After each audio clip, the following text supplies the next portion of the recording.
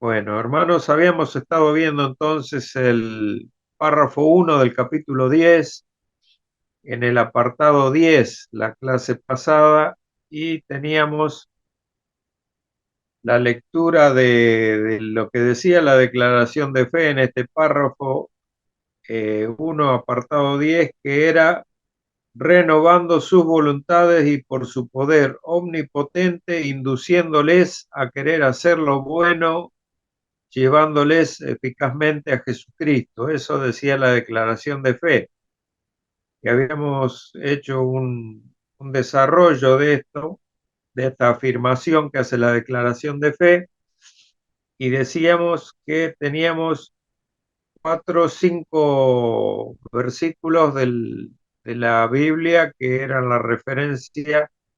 Estas 5 referencias que empezaban por Deuteronomio, seguían por Ezequiel en el Antiguo Testamento y luego teníamos una referencia en Juan, una en Efesios y una en Filipenses.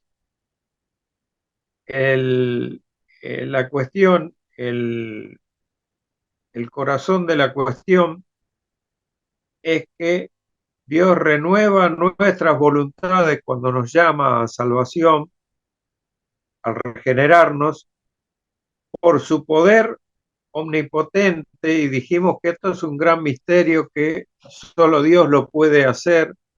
Nosotros no lo comprendemos, ni el cómo ni el por qué, pero sabemos que nos induce a querer hacer lo bueno, a querer hacer lo bueno, aunque no lo podamos ejercer a estas cuestiones perfectamente, sí la podemos hacer ahora sinceramente, cosa que antes no podíamos. Cuando éramos esclavos del pecado, lo único que podíamos hacer era pecado. Ahora podemos intentar hacer la voluntad de Dios, que es hacer lo bueno. Y Dios nos lleva a esto eficazmente a través de Jesucristo. Llevándonos a Jesucristo es como Él logra esto. ¿Por qué? Porque la obra que nosotros debiéramos hacer ya la hizo Jesucristo. O sea, todo lo que nosotros podríamos hacer o quisiéramos hacer perfectamente, ya lo ha hecho Jesucristo por nosotros, y a través de la fe Dios ha hecho en nosotros la justificación, o sea, ha aplicado esa justicia que Dios en la persona de Jesucristo ganó en la cruz, nos la ha imputado a nosotros. Esa obra perfecta de Cristo es imputada a nosotros. De manera que Deuteronomio decía que circuncidará Jehová tu Dios tu corazón y el corazón de tu descendencia, para que ames a Jehová tu Dios con todo tu corazón y con toda tu alma, a fin de que vivas. Eso decía él en la cita de Deuteronomio. Luego en Ezequiel 36:27 decía que y pondré dentro de vosotros, decía Dios, mi espíritu, y haré que andéis en mis estatutos y guardéis mis preceptos y los pongáis por obra.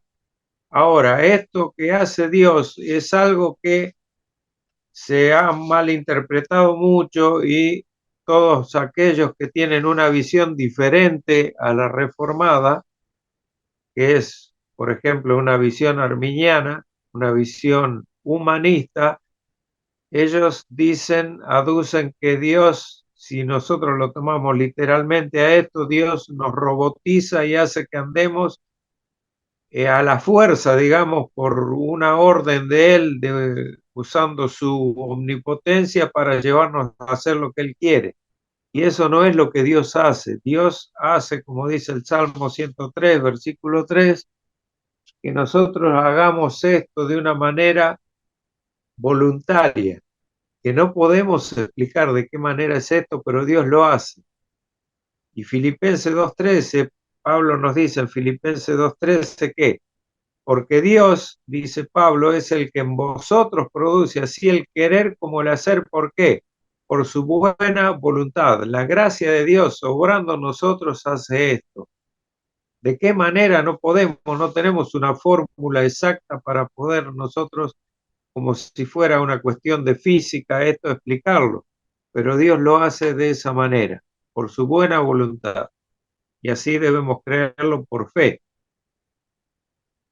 De manera que nosotros lo que sí sabemos es cómo ha cambiado, decíamos, nuestro carácter del antes del llamado de Dios a después del llamado de Dios. Una vez que fuimos regenerados, cómo nos cambió la forma de ver todo lo que tiene que ver con Dios, con la persona de Dios y con la palabra de Dios, cómo actúa en nosotros. Es una cosa muy diferente a cómo lo veíamos antes. Antes no considerábamos a Dios para nada, era nuestro enemigo, y ahora Dios ha pasado a ser nuestro Padre, nos ha adoptado en su familia como hijos, y eso lo hizo a través de cambiar nuestro corazón. Dijimos que quitaba nuestro corazón de piedra y nos daba un corazón de carne, un corazón maleable, un corazón moldeable, para que Dios ponga en nosotros su espíritu y nosotros seamos guiados por su espíritu y seamos capaces de obedecer a esa guía del Espíritu Santo. Dijimos que es una guía, no es un control, es una guía del Espíritu Santo. El Espíritu Santo nos guía, nos dice para dónde va la cosa, y nosotros voluntariamente vamos en esa dirección. Esa es la obra de Dios en nuestra vida, en nuestra nueva vida, en nuestra vida regenerada. Entonces ahora, sabiendo esto, habiendo ya hablado de esto el jueves pasado, ahora vamos a el último apartado, el apartado 11 del párrafo 1, que dice: pero de modo que acuden a Él con total libertad, habiendo recibido por la gracia de Dios la disposición para hacerlo. O sea, la gracia de Dios es la que hace que nosotros acudamos a Él con total libertad, ¿eh? Con total libertad. Y acá está el salmo que les había nombrado yo, el Salmo 110.3, por ejemplo. Dice, ya lo comentamos nosotros, ¿no? Pero solamente podemos agregar al respecto que se hacen teológicamente dos interpretaciones de este versículo. No vamos a entrar mucho en el tema teológico, pero generalmente se hace el análisis de este Salmo 110, versículo 3, con una mirada escatológica.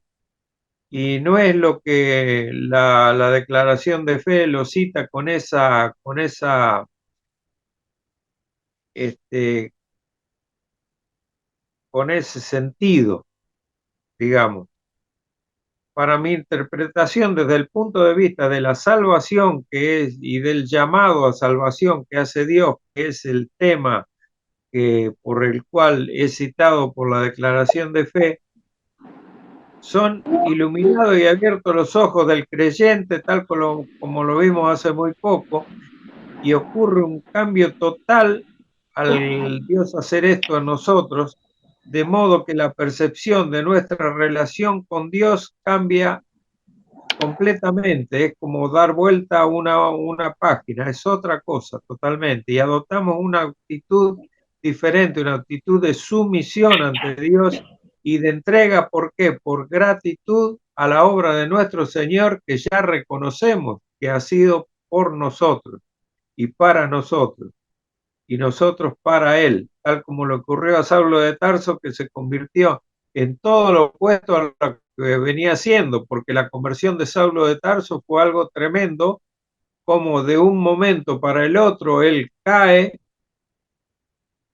y cuando se levanta, las primeras palabras que dice: Señor, ¿quién eres, Señor? ¿Y qué quieres que yo haga? O sea, un cambio total, porque él era un enemigo acérrimo de todo lo que era la iglesia de Dios, todo lo que Jesucristo representaba.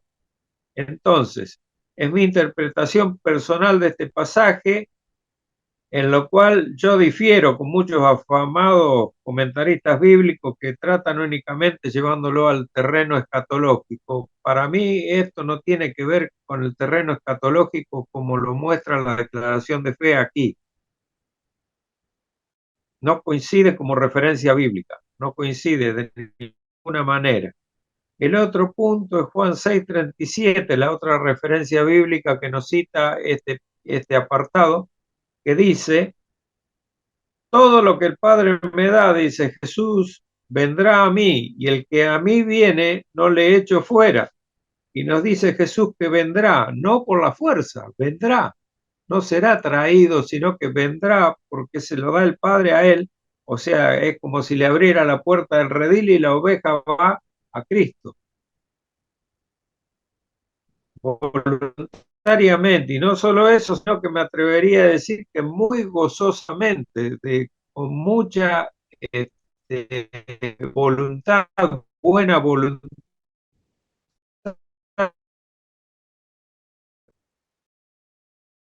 no teníamos, no nos salía eso de otra manera. Luego la otra referencia bíblica que hay es usted por su buena voluntad, eso ya lo leímos. Ahora voy a ver cómo estamos con las páginas acá. Ahí.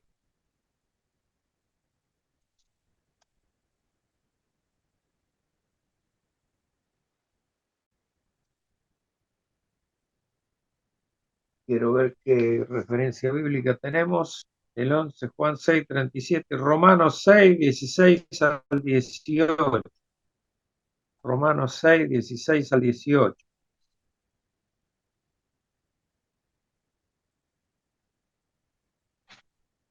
A ver qué nos decía Juan 6, 37. Juan 6, 37. Espérenme un momentito, hermanos, que quiero ver qué decía Juan 6, 37 para no...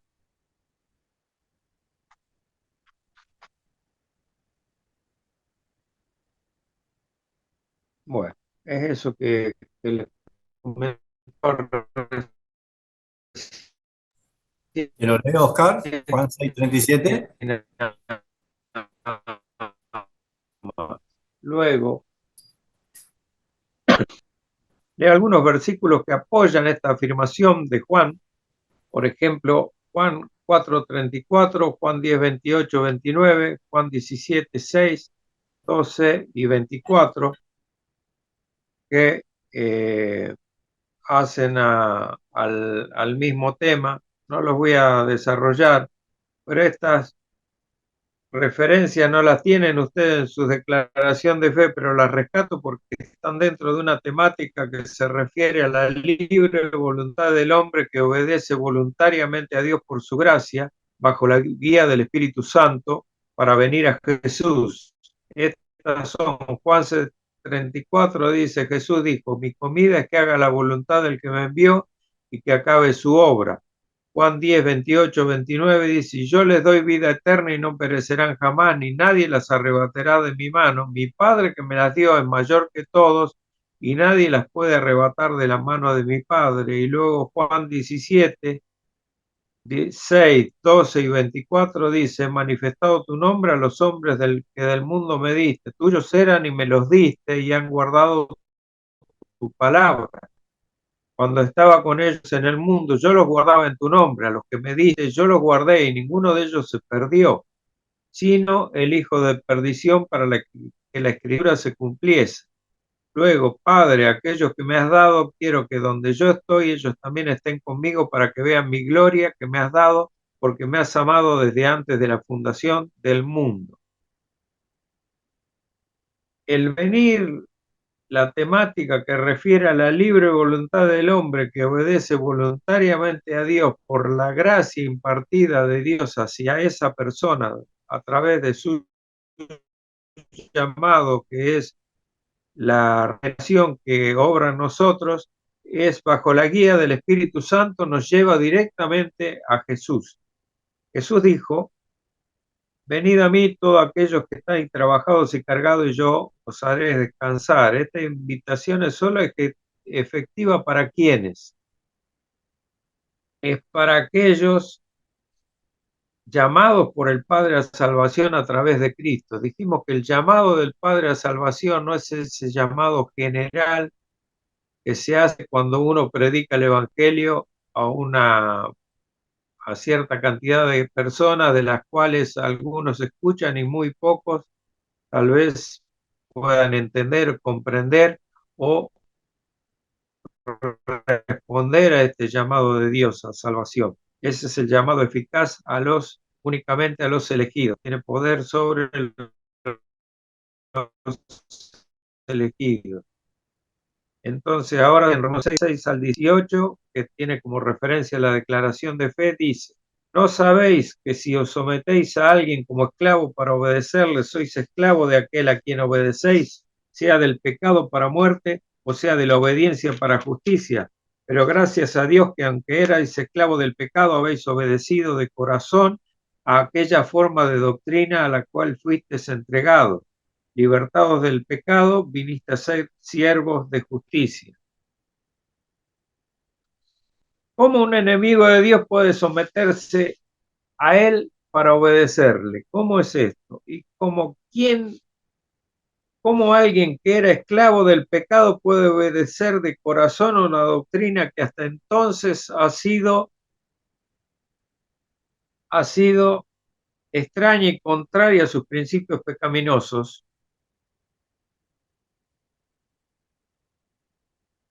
Esa sería la pregunta. Y la respuesta está en el poder y en la gracia de Dios, no está en otro lado. Una respuesta fácil y sin temor a equivocarnos es nombrarlo como lo nombra Pablo, por ejemplo, en sus cartas hablando del Evangelio. Pablo lo define como un misterio. Y ya hemos argumentado desde muchos ángulos, pero humildemente creo que nuestra mente finita no puede ni siquiera arrimar una conclusión más allá de todo lo que venimos diciendo de cómo obra el poder de Dios en nosotros. No hay otra manera. Para regenerarnos y cambiarnos de la manera que lo hizo, no hay explicación. Pero Pablo lo expresó en Romanos 11. Oh, profundidad de las riquezas, de la sabiduría y de la ciencia de Dios, decía él. Cuán insondables son sus juicios e inescrutables sus caminos, porque ¿quién entendió la mente del Señor o quién fue su consejero? No podemos comprender, no podemos entender la mente de Dios. Por eso Dios decía: más alto que vuestros caminos son mis caminos, mis pensamientos no lo pueden comprender ustedes, quería decir. Entonces, por otro lado, si analizamos más Romanos 6, 16 al 18, vemos que la palabra en el original que se usa para formar la frase, aquella forma de doctrina que dice Pablo, aquella forma de doctrina, la palabra forma es la palabra griega tupos, que significa tipo, molde, figura, modelo, algo que se usaba antes, que usaban los orfebres, por ejemplo. Pablo ha querido significar con esta frase el hecho de que es como si Dios vierte a sus hijos en el molde de la verdad divina.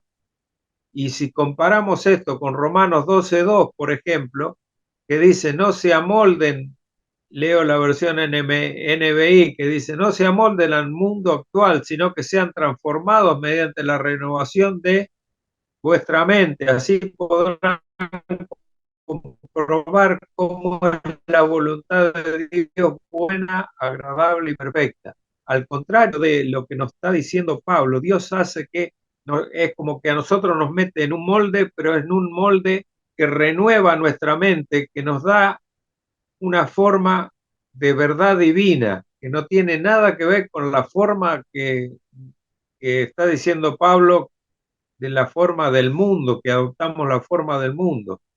Nos renueva Dios en este molde de verdad divina, y los creyentes nuevos tienen entonces una nueva mente, como ya vimos y estudiamos. ¿Se acuerdan cuando vimos mentalidad espiritual que nos dio nuestro pastor? La cual crea en el creyente un deseo innato y apremiante de conocer y obedecer la palabra de Dios. Yo tengo un deseo ya diferente al que antes no tenía, de querer conocer y obedecer la palabra de Dios. Ahora somos siervos de la justicia, al ser verdaderamente hijos de Dios. Ahora somos hijos de Dios, porque nuestra nueva mente moldeada en esta verdad de Dios, en este molde de la verdad de Dios, donde nos pone Él, nos guía dándonos la disposición para hacerlo de una manera gustosa, de una manera cordial, de una manera que no necesitamos que nos empujen ni que nos obliguen, sino que es nuestro deseo hacer la voluntad del Señor.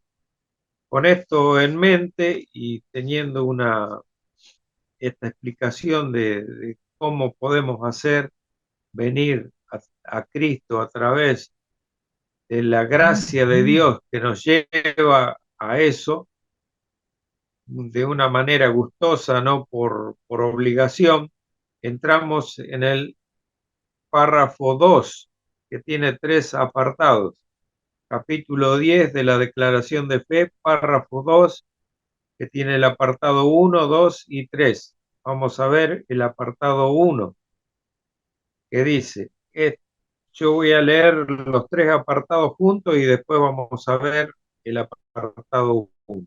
Los 3 dicen, este llamamiento eficaz proviene exclusivamente de la gracia libre y especial de Dios. La gracia libre y especial de Dios, no de ninguna cosa prevista en el hombre, ni por ningún poder o instrumentalidad en la criatura, siendo en esto enteramente pasivo, al estar muertos en delitos y pecados, hasta que es vivificado y renovado por el Espíritu Santo. Es capacitado de este modo para responder a este llamamiento y para recibir la gracia que éste ofrece y transmite. Y es por un poder no menor que el que resucitó a Cristo de los muertos. Ya había hablado algo, les había comentado algo, que el poder que resucitó a Cristo de los muertos es el mismo poder que obra en nosotros a través de la obra del Espíritu Santo. El Espíritu Santo, acuérdense que no guía, no nos controla, el Espíritu Santo nos guía, pero todo ese poder del Espíritu Santo está a nuestra disposición como para hacer la voluntad de Dios. Por eso que Pablo decía, yo trabajo por el poder de Dios que obra en mí.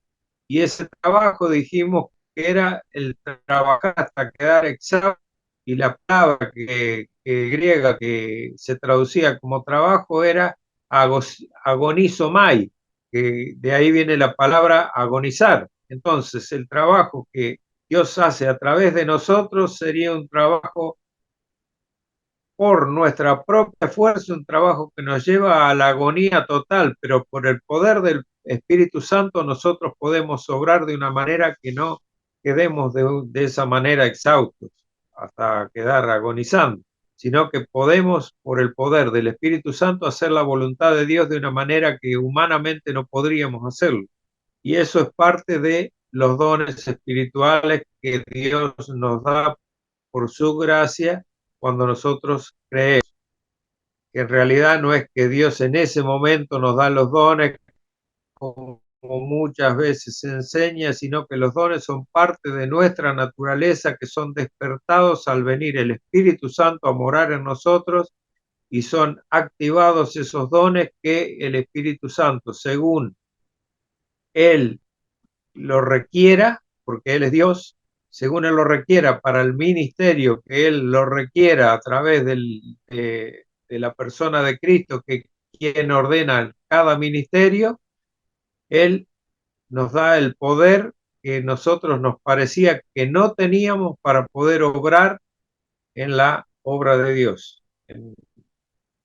Este llamamiento eficaz viene exclusivamente, dice la declaración de fe, de la gracia libre y especial de Dios. Esa gracia libre y especial, no la gracia común de Dios, sino la gracia especial de Dios, es la que nos provee esta obra del Espíritu Santo, obrando en los dones que a nosotros nos da la capacidad para actuar. Ahora no vamos a hablar de dones, pero así es la cuestión. No es de ninguna cosa prevista en el hombre, dice la declaración de fe, ni por ningún poder o instrumentalidad de la criatura, o sea, no es de algo que yo pueda hacer, eso es lo que quiere decir, o que pueda provenir de mí. Eso es lo que dice el apartado 1 del párrafo 2. Entonces, la declaración de fe nos vuelve en este primer apartado del párrafo 2 sobre el argumento del llamamiento eficaz por la exclusiva y soberana gracia de Dios, exclusiva y soberana gracia de Dios, descartando enfáticamente cualquier mérito humano para recibir esta gracia de parte de Dios y llamado a la salvación. Debemos prestar atención particularmente a un detalle que se agrega aquí la declaración de fe respecto a esta gracia especial de Dios derramada, y es que llama a esta gracia primeramente como libre, es una gracia libre y especial, lo cual significa claramente que es un acto soberano de nuestro Padre que ejerce por su libre y perfecta y justa voluntad esto. Él decide hacer un llamamiento eficaz a los suyos porque es su propia voluntad y no es por algo que nos haya visto nosotros como algo especial o como una capacidad que haya visto nosotros para él llamarnos a salvación o llamarnos a su obra o darnos los dones para que nosotros los pongamos a su servicio. A continuación nos dice que es una gracia especial, diferenciándola de aquella gracia común, como les decía hace un ratito, de Dios sobre toda su creación. Por ejemplo, Mateo 5:45, ¿qué dice? Que Dios hace salir su sol sobre malos y buenos, que hace llover sobre justos e injustos. Esto es gracia común. Creación a la cual sostiene por su amor y misericordia. Dios sostiene su creación solamente por su amor y misericordia, no porque nosotros lo merezcamos. Y esta gracia especial es la que el TULIP, el acróstico TULIP, nombra como el cuarto punto, o sea, la I, o Irresistible Calling, o Irresistible Grace, o Gracia Irresistible en español. Como les dije anteriormente, y nosotros siguiendo la declaración de fe lo nombrado eficaz. Esta gracia especial de Dios, a diferencia de la gracia común o llamamiento general del Evangelio, es la que se manifiesta y Él, nuestro Dios, aplica especialmente y específicamente a sus hijos, aquellos escogidos desde antes de la fundación del mundo para salvación, como enseña Pablo en Efesios 1, del 4 al 5, donde dice Pablo, según nos escogió en Él, antes delante de Él, en amor, habiéndonos predestinados para ser adoptados hijos suyos por medio de Jesucristo, según el puro afecto de su voluntad. Según el puro afecto de su voluntad. No hubo nada que coaccionara el accionar de Dios para esto, fue por su propia voluntad. A continuación leemos las referencias bíblicas indicadas por esta declaración de fe en el párrafo 2, que es la primera, segunda a Timoteo 1:9. Los invito a ir a la Biblia, segunda a Timoteo 1:9, para que me puedan seguir, que dice, quien nos salvó, dice Pablo, y llamó con llamamiento santo, no conforme a nuestras obras, sino según el propósito suyo, y a la gracia que nos fue dada en Cristo Jesús, ¿cuándo? Antes de los tiempos de los siglos. Esto no fue en el momento del llamamiento, esto fue nuestra elección, viene desde antes de todas las cosas, antes que Dios creara todo, nos escogió Él antes de la fundación del mundo, dice Pablo, con un propósito para que fuéramos santos, o sea, apartados para Él, delante de Él. En amor, dicen, predestinados para qué? Para ser a su tiempo adoptados hijos suyos. Pero ¿por medio de quién? Por medio de Jesucristo. Por eso Jesucristo en Juan 6 decía, todo lo que el Padre me da ¿Por qué? Porque el medio de salvación es Jesucristo, no hay otro medio de salvación que no ser salvo. Y a través de él es que se nos aplica la justificación. Nosotros no podemos ser declarados justos si no ponemos la fe en la obra de Cristo en nuestro favor, de ninguna manera. Entonces, el argumento de la versión humanista para defender el primer punto de su doctrina, el supuesto libre albedrío o capacidad humana que argumentan ellos,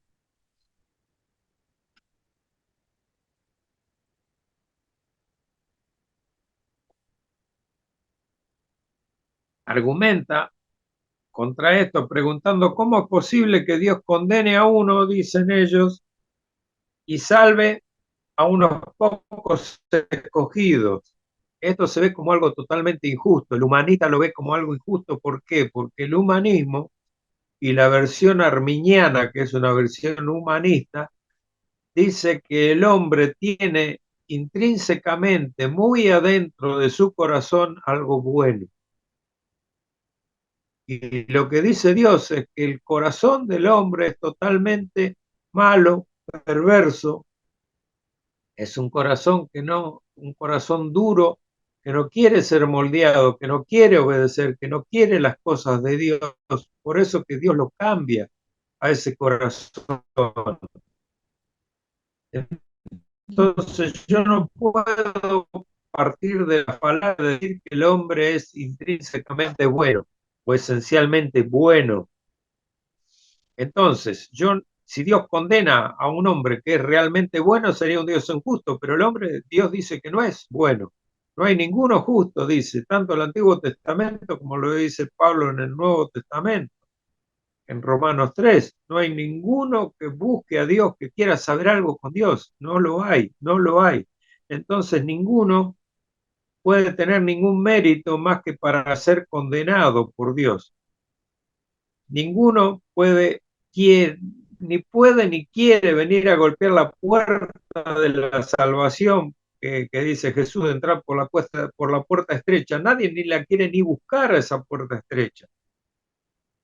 Entonces, eso es algo que ellos ven como injusto, estos que argumentan del humanismo, que Dios elige injustamente, algunos para salvación y otros para condenación. Pero Dios, el hecho es que Él elige soberanamente y así lo creemos porque la Biblia lo testigua en toda su extensión. Y es una prerrogativa de Él, quien es el creador y sustentador de todo lo que existe. Si yo no creo esto, puedo leer Isaías 40, del 12 al 31, hagan eso, a ir en tiempo, pero se los recomiendo, anótenlo y léanlo, Isaías 40 del 12 al 31, que dice algo así el título como el Dios de Israel. Nosotros solamente somos criaturas desobedientes, si éramos siervos de Satanás e hijos de ira, según Efesios 2:3. Pablo nos dice que eso éramos, de no haber sido por su amor y misericordia al elegirnos, estaríamos también condenados igual que el resto que no considera a Dios soberano en sus vidas. Porque el hombre es condenado porque no considera a Dios, no quiere saber nada con Dios. Nosotros tenemos que tener claro que la elección, el acto de la elección, el acto del escoger algunos para salvación es un acto de amor de parte de Dios a la persona, porque de no haber sido así, no haber sido la gracia derramada, la gracia especial derramada sobre el pecador para salvación, nos perderíamos todos, no habría nadie que fuera salvo, porque están todos condenados por el estigma del pecado de la caída, desde la caída de Adán en adelante. Todos fuimos heredando ese estigma de pecado, el cual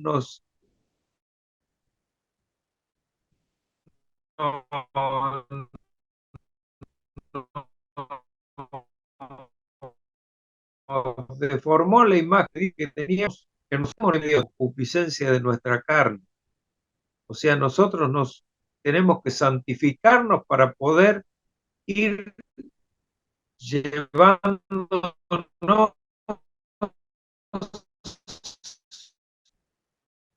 a un estado de amor, dignidad, bondad, fe, mansedumbre y templanza, que es el carácter de Cristo. Para yo ir desarrollando eso, tengo que ir santificándome, y al ir santificándome yo voy a ir llegando a parecerme cada día más a nuestro Señor Jesucristo, pero no voy a llegar nunca hasta el día de la glorificación.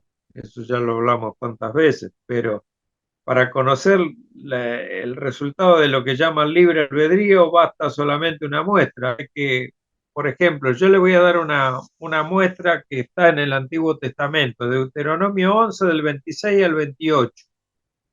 Leamos eso.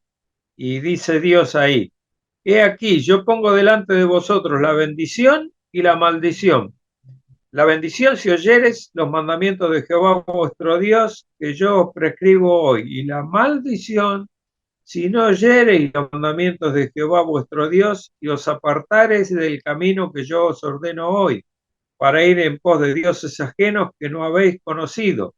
Aquí, en este versículo, el pensamiento humanista argumenta: ve cómo Dios pone en operación la capacidad del libre albedrío para que el hombre pueda elegir lo bueno. ¿Cómo haría eso si no pudieran elegirlo a él? ¿Cómo harían eso? La respuesta es sencilla, no es difícil responder a esto.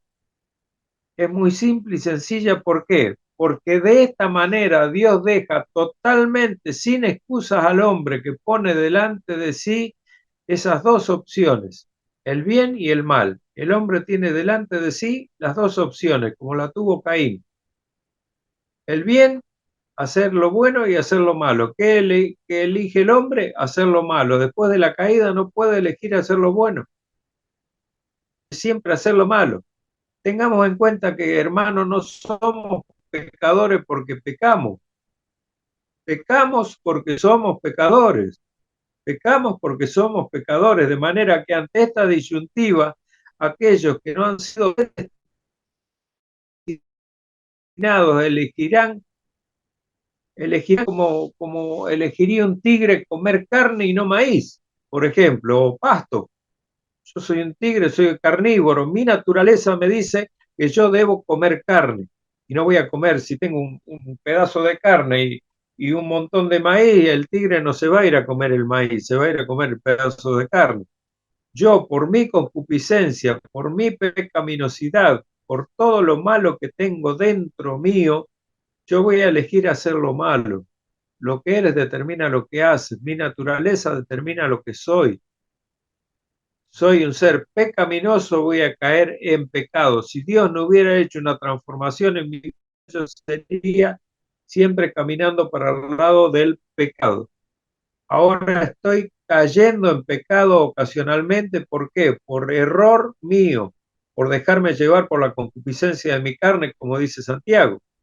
Pero no es ya mi forma de vida. Mi forma de vida, siendo ya una nueva criatura, es buscar hacer la voluntad de Dios. Y vuelvo a repetir por enésima vez, no perfectamente, pero sí sinceramente, de corazón.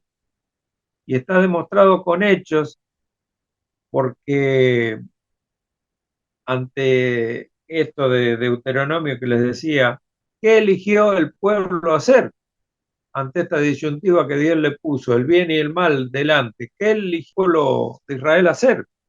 Siempre, siempre, siempre eligió ir para el lado de los tomates, siempre ir a pisar el césped, siempre para hacer la voluntad contraria a Dios.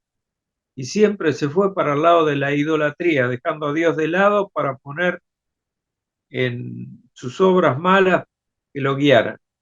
¿Por qué? Porque tenían un corazón corrupto. Un buen tiempo, un tiempito corto, se comportaban bien. Y después, a la primera del cambio, como se dice popularmente, se corrompían tras los ídolos de sus vecinos paganos, provocando a ir a Dios. Y por eso iban cayendo en manos de los pueblos, los sirios, los babilonios, los medo-persas, etcétera, etcétera, fueron cayendo siempre en, en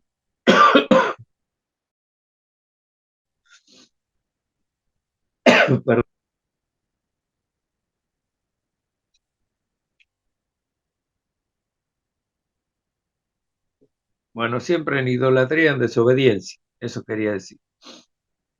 Pero a pesar de esta conducta reincidente y desafiante al Dios que lo sacó de la esclavitud de Egipto, tanto al pueblo de Israel como a nosotros, Dios no lo rae de la faz de la tierra por amor a sus promesas y llegados a estos últimos días, ahora, Pablo en Efesios 2, 4 al 7 nos muestra la misericordia divina con lo que él eligió, para con los que él eligió, que seríamos nosotros, que dice, pero Dios, que es rico en misericordia por su gran amor con que nos amó, aun estando nosotros como muertos en pecados, que hizo Dios, nos dio vida juntamente con Cristo. Por gracia sois salvos, dice Pablo. Juntamente con Él nos resucitó y asimismo nos hizo sentar en los lugares celestiales con Cristo Jesús para mostrar en los siglos venideros las abundantes riquezas de su gracia y en su bondad para con nosotros en Cristo Jesús. Ya lo leímos más de 3 o 4 veces a este versículo y yo no me dejo de maravillar cada vez que lo leo, cuando dice, pero Dios que es rico en misericordia, porque hay que tener misericordia, hermano, para no darnos lo que merecemos, que eso es la misericordia, no darnos lo que merecemos. Dios nos salvó solamente por su gracia en Cristo Jesús, predestinándonos antes de los tiempos de los siglos. Esto póngalo con mayúscula, antes de la elaboración de este plan de redención. Esto no fue algo improvisado. El plan de redención de Dios fue hecho antes de los tiempos de los siglos. Y Dios le entregó antes de los tiempos de los siglos a Jesús los nombres de todos aquellos que iban a ser salvos. ¿Y cuándo iban a ser salvos? Al su tiempo, al tiempo que Dios, el Padre, decidía que fuera. Pregunta, ¿cuál es la parte que no se entiende hasta aquí respecto que nuestro Dios es el Dios soberano? ¿Hay alguna parte que no se entienda que Dios es soberano, que Él hace como quiere, que Él hace lo que quiere y de la manera que quiere? Yo creo que no. Vamos a ver Tito, que es la otra referencia bíblica, 3, Tito 3, versículos 4 y 5. Pero no quedarme sin voz. Dice, escribe Pablo, pero cuando se manifestó la bondad de Dios nuestro Salvador y su amor para con los hombres, nos salvó no por obra de justicia que nosotros hubiéramos hecho, sino por su misericordia, por el lavamiento de la regeneración y por la renovación en el Espíritu Santo. Otro alegato contundente y clarísimo en contra de cualquier mérito humano. No hay mérito que valga de parte nuestra para merecer la salvación. La razón por la cual Dios decidió salvarnos provino solamente de Él y es motivada no por algo que hubiéramos hecho para agradarle, porque hacíamos todo lo contrario, hacíamos las cosas para no agradarle, sino, dice Pablo, por su misericordia. Y dice, por el lavamiento de la razón, porque Él nos sacó del barro y nos lavó, nos regeneró, nos dio vida nueva, nos dio una vida nueva. De su propia voluntad, Dios, aún antes de comenzar su obra creadora, decidió ponerse a escribir los nombres de cada uno, que con el tiempo designado por Él los llamaría salvación, habiendo para esto planificado por la cual justificaría al pecador también, sin afectar su justicia perfecta, porque acuérdense que si leemos Proverbios 17:15 y muchos versículos del Antiguo Testamento, El propio Dios dice que el que justifica al impío es abominación a Jehová. El propio Proverbio 17:15, si lo comparamos con Romanos 4:5, tenemos dos cuestiones ahí que Dios se ocupa de justificar al impío sin poner en juego, sin poner en jaque y sin contradecir su justicia perfecta, sin violentar su propia palabra. Por ejemplo, vamos a leer, les voy a leer Proverbio 17:5 para que lo tengamos claro.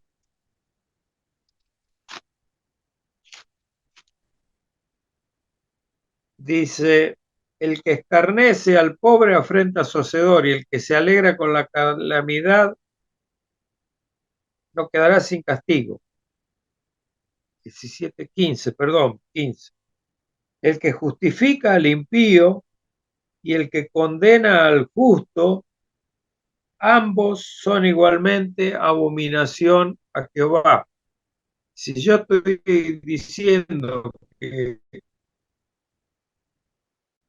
Dios justifica al impío, estoy anteponiendo algo que se contradice con su propia palabra, no se contradice con su propia palabra. Luego en Romanos 4:5, Pablo nos dice,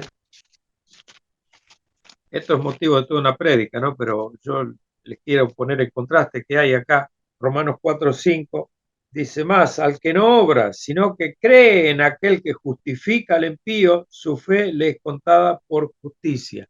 Dios tiene la forma de armonizar esto en su palabra a lo largo de su palabra y de su evangelio, de manera que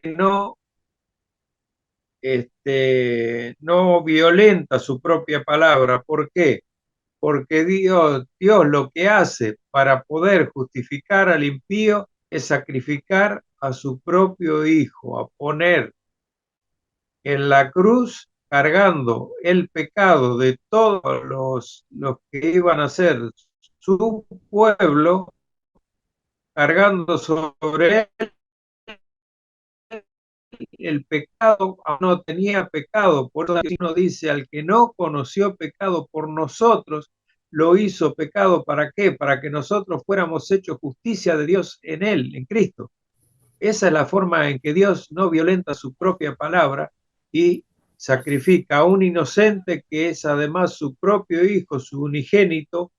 El unigénito de Dios es cargado con todo el pecado de su pueblo para que él pueda sobrellevar la ira en su propio cuerpo, la ira santa de Dios por el pecado.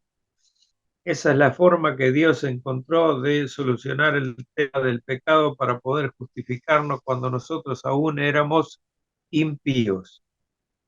Nuevamente tenemos otra referencia que es Efesios 2, 4, 5 y 8 al 9, que ya lo leímos.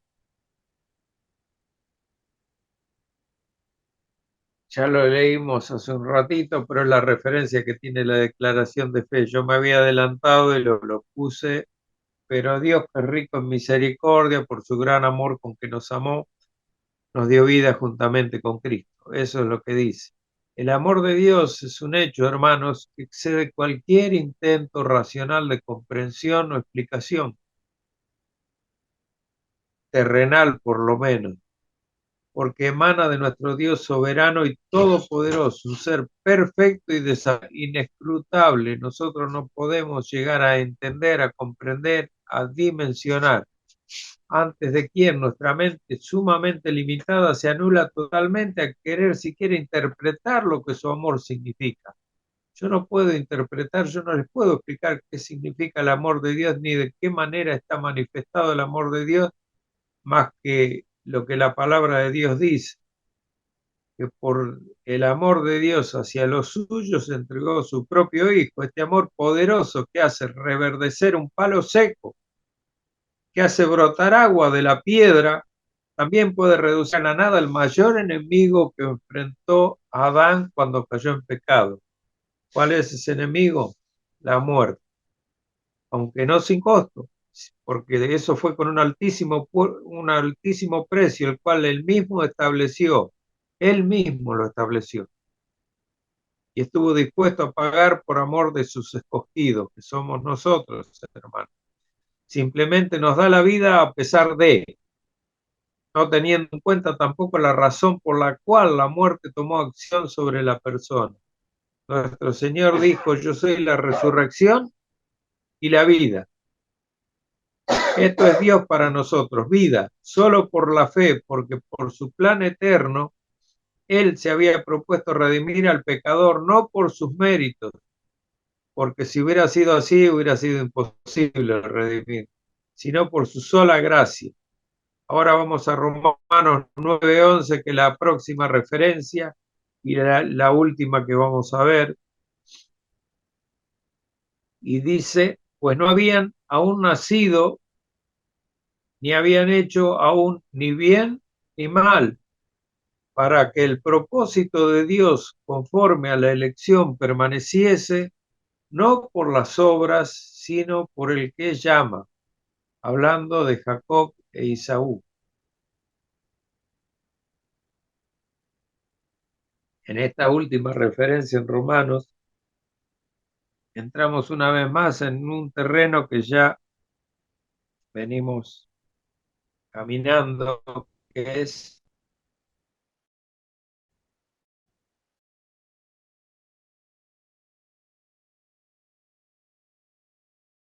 la elección soberana e hizo determinado solo por Dios.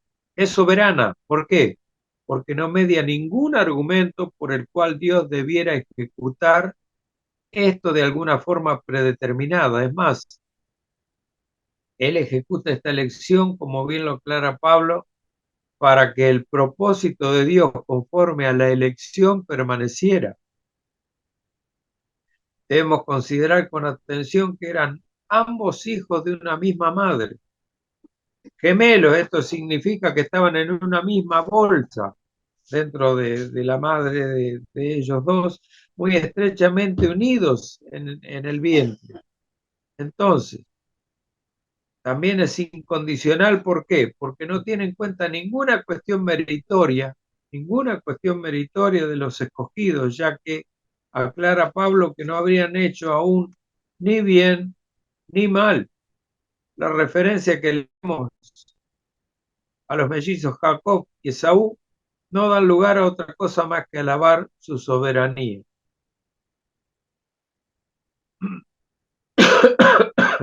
Dios soberano elige y aparta para llamar a salvación, y no solamente esto, sino que no son las tradiciones, porque fíjense, como en el caso del primogénito, eligió a Jacob, que fue el segundo, y el primogénito, ¿quién era? Esaú, porque fue Jacob, no Esaú, el receptor de la bendición como cabeza del pueblo que sería luego Israel. Tal como lo dice Pablo, no por obras ni por las obras, sino por el que llama. Y el que llama, ¿quién es? Dios soberano. Así que con esto terminamos el punto de a ver, que estamos en el párrafo 2, el apartado 1. El jueves que viene vamos a seguir el apartado 2 y el apartado 3.